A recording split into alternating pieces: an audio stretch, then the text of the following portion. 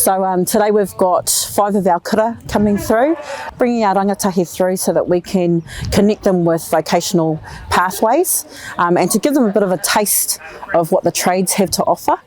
It's just another opportunity to see what pathways are available for our rangatahi. We really want to avoid our kids starting life out with massive student loans, and so what the trades offer is an opportunity for them to earn pūtea while they're learning and getting qualified. But if you're in the vicinity of Ōwhiopū, come on down. But the trades is a really good opportunity to get into, not just for our rangatahi, but for our pakeke and even our older people. Just a way of getting qualified but earning pūtea at the same time. E pāne ki te kōrero mai a tātou pakihi, a PCITO, mā te whakapakari tō tātou iwi, ka piki ake tō tātou pūkete. Ānei te pakihi e pāna ki te hanga o a tātou tauira, a tātou rangatahi, hoki atu a tātou pakeke. Kei roto i tēnei haerenga i te pakihi o PCITO.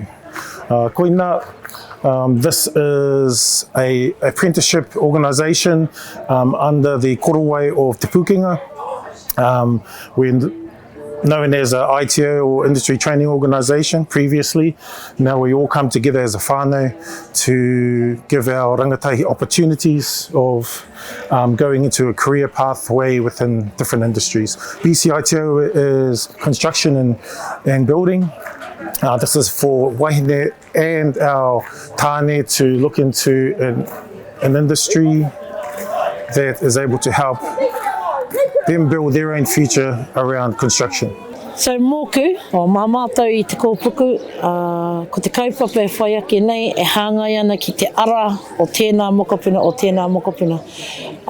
Kei tēnā mokopuna ona ake pumanawa, kei tēnā mokopuna ona ake hiahia, ona ake ara, i roto i tēnei ao. Ko te tumanako ia, ka tai mai ki konei, e hui nei tātou i raro i te maru o te kaupapa kotahi, e kāpuia nei e nei ringaringa me e nei waiwai, kia ea te taha ki ngā mokopuna, kia rongo i a rātou i te hiakai i roto i a rātou, mō ngā kaupapa kua hora nei i roto i tēnei whare. Reira, koina pia tētahi o ngā Māori, ngā āhuatanga ka pāmai kia mātou, kia tai mai, kia rongo, kia kite, kia mārama, he ha te ara ke mui a rātou.